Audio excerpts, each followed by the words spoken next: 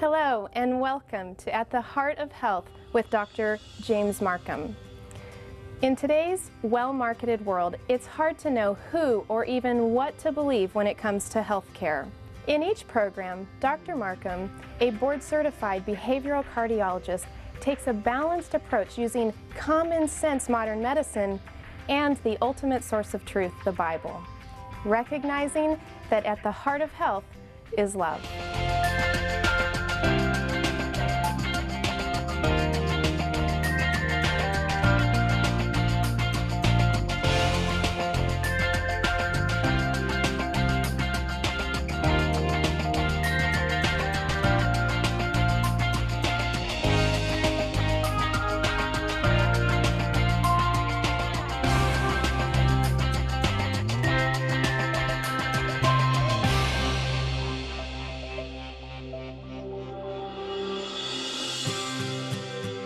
We were originally designed for movement.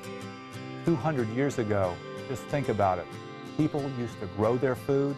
They used to be active all day long. They used to rest at night. Now, we have cars that take us everywhere, machines that do our work for us. Exercise is a key component to our physiology and overall health.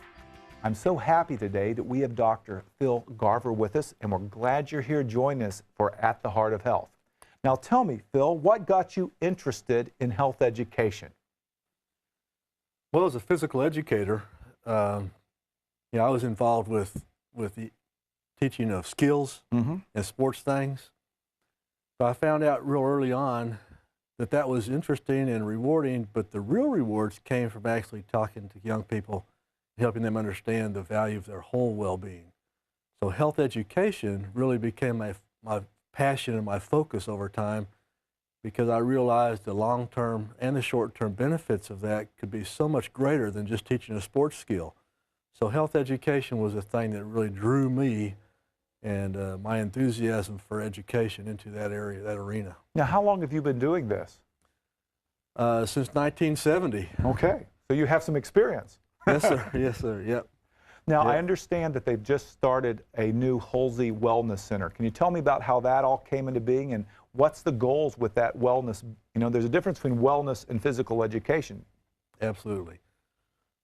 Well, for 25 years, I've been pursuing that dream of a wellness center on our campus here at Southern. And it's been phenomenal to see how this facility has already impacted the culture of our campus in just a short time it's been open. So we have the activity components, the very broad activity components of the strength equipment, the cardiovascular equipment, all that, the aerobics facilities, the hydrotherapy, the therapeutic water activities.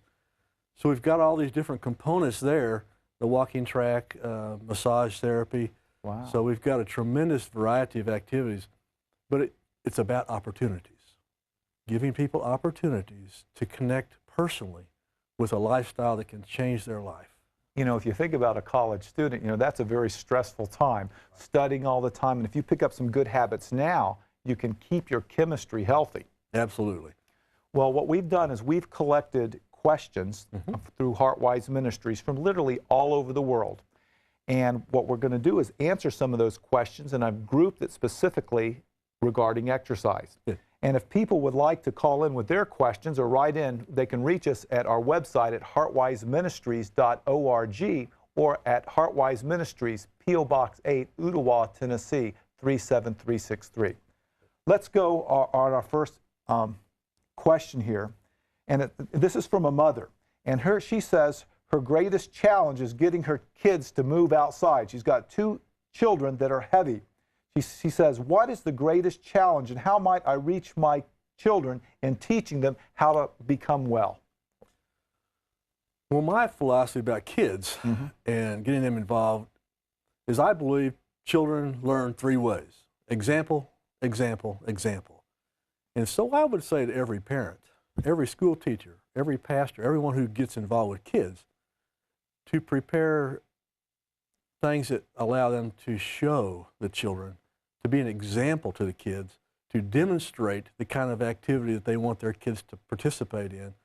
And I believe that parents and environments that create this togetherness kind of thing, rather than sending them out go do this, do as I say, not as I do, is a disaster. So I would say to all parents, if you want your kids to be active with them. Kids want to be active. They're wanting to be outside. And so if you'll take the time to go with them, because now we know about the safeness of environments is very important. So if we can, by example, lead these kids into a life of activity, it's going to be something that'll stay with them for the rest of their life. So it sounds like the greatest challenge here is getting the adults, not the kids. It's the adults. I would agree. The typical parent today puts their kid in front of the TV or in front of a computer and says, mind your own business, stay out of my hair, I've got this other stuff to do. And I think it would really behoove us to change our tactics and our way of dealing with our kids in a way that would say, hey, let's go out as a family. And kids will love that time together. It's quality time. You can impact their lives in so many ways as family quality activity time together. You know, and if you also think about, you know, we talk a lot about changing chemistry. Well, exercise and active, it changes their chemistry for the good, you know, lowered their blood pressure, this, that, and the other. But one of the damaging things is if you're not exercising, you're doing something else that's probably damaging to your body. And I can't think that watching television, I know people are probably watching this program, but watching television hour after hour just numbs the brain, and it must be a negative for the chemistry. There's no doubt about it. You know, just sitting around, typically it lends itself to more stress, where the activity reduces stress in so many positive ways. And another great thing about the families being active together, it creates a family chemistry that is positive and healthy too. So kids think back on their childhood, their early life. You know, mom and dad, we had fun together, we played together, they had time for me, is such important issues today in our culture. That's an excellent answer. This next question is actually from a physical education teacher. So you can, and it says, can you tell me the difference between wellness and physical education? Or is there a difference? Well, physical education has two components basically. One's skills and one's fitness. And I think the skills thing we all pretty much get. Shoot a basketball better, hit a baseball better, catch and throw. The fitness component, which isn't as important today in so many physical education classes, is the one we need. So the fitness component of physical education is about 5 things: strength, cardio, endurance, body composition, and flexibility. Very important to surviving well. Where wellness, on the other hand, is about the total person. But it encompasses these things too, right? Absolutely. Okay. So this is one component of wellness, where wellness is much broader. It will deal with the whole person, your nutrition, your rest, your water, your mental health, your spiritual health, your financial health, your environmental health. So wellness is an umbrella under which everything comes. So a teacher who says, I want to deal with a child's wellness will embrace the total child, relationships and all. And a teacher who says, I just want to be a physical educator is a much narrower opportunity, but can actually do a lot of very good things. But they're very, very different. Now, I've been over at the Holsey Wellness Center. Okay. You didn't name it a physical education center. Right. But when you look at wellness, I see the exercise equipments. Right. But I also see the classrooms, right, and I see the saunas, and I see the mental health aspects of wellness. It looks right, like you're getting all those together. And I don't think as a society we've thought of wellness as much as we have physical education. No, because we have compartmentalized things so much. You've got the academic world, which actually says, okay, it's where you get your brain healed. We got the church where you get your spirit healed. We got the bank where you take care of your financial healing. And we really haven't looked at people from a holistic perspective, because we do know holistically that everything that impacts any part of you will impact all of you. And to me, that's the real value and the benefit of wellness, because wellness does encompass the whole person. And people really, many people don't even know what part's out of kilter. Right. And if we can actually embrace the whole person, we will actually enhance their ability to heal the areas which need the healing the most. You know, in medicine, we sort of have the same problem now, is there's not a general person that looking over everything. They might send them to a specialist for this or a specialist for that. A person that comes into a wellness center, where do you start though? How do you know, there's so many variables. How do you start in figuring out what this person needs to optimize their wellness? Well, they're the best clue. Okay. So the way real wellness works is assessment is the first thing you do. You assess their needs. Now, a lot of people will come in, and it's obvious or we think it's obvious. But you know, just because someone is overweight or because someone is with a cane or because someone has another visible problem, oftentimes the things that are underneath the underlying problems are greater than those visible ones. And so through assessment, we can understand about their stress. And maybe stress is the issue that we need to deal with. And maybe the rest of those things will take care of themselves. We can take care of the stress. Maybe it's sleep. Maybe it's something else.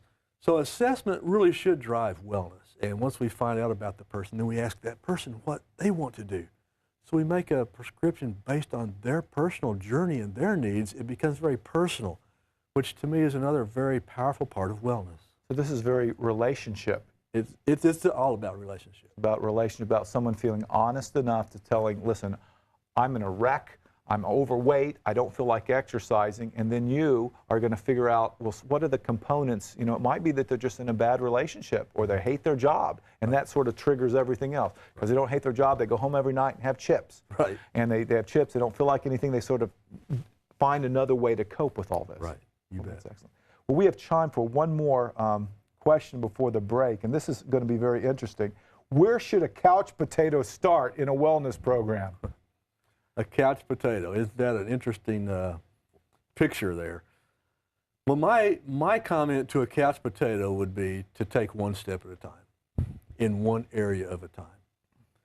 The saddest thing that I see happen so much of the time is people try to fix everything at once, and that's a formula for failure. A formula for success is pick one area and work on one thing, one step at a time. And when you have success with that, it will give you confidence to succeed at something else.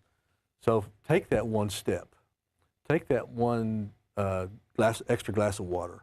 Do something to change a little bit. Turn the TV off one show earlier. Get a little bit. One thing at a time, one step at a time is what I would suggest people do if they truly have some challenges in their lives. So you're not going to recommend to this couch potato that, you know, you're not going to start them on a special diet, a special exercise program, and this, that, and the other all at once? Absolutely not. That's not going to work. It never has worked. Now, there may be a couple of addictive type personalities that could work for, but they're going to be so miserable doing it, it might even offset the value of some of the change in behavior. Right. So find one area where you really believe you can have some success, start slow and have success, build confidence, because that's what keeps you going up. Confidence builds success, and success builds confidence, and it can be a fun journey. You know, I've seen this work very well in the diet world. You know, some of these diets are so tremendously cumbersome. Right. You know, they watch the calories and they can't do this, you can't do that, that they lose their joy in living. Exactly. And they feel so overwhelmed that you think they're going to stick with it. No, they're going to say, I can't do this. Right. And they're just going to say, listen, I'm a couch potato and I'm not happy doing this. So it sounds like you're going to give this couch potato one thing to do. Right. Now, he asked for what one thing, where should he start? Let's give him one thing that he can do right now. Take a step. Okay. You know, walk around the room a couple times, or walk down the block and back. You know, just don't drive down to the post office. Walk or down the street. Just, I would start with exercise. And you know, this Just might be a exercise. This might be a gentleman that if there's a wellness program near him, that he might benefit from going to a wellness program or seeking something like that could help. And one more key to all this is relationship. Someone to go with you. Get a friend. Get someone to join you. Even if you have to join a membership somewhere, a fee somewhere, friends, relationships are so helpful in making things happen. You know, sometimes people try to do it by themselves. And, you know, we know that also I like to throw in, you know, to pray about it. Get God to help you to find these ways to get the job done. Well, that's very interesting.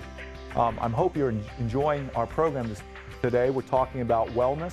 We're here with Phil Garber. We'll be right back after this short break.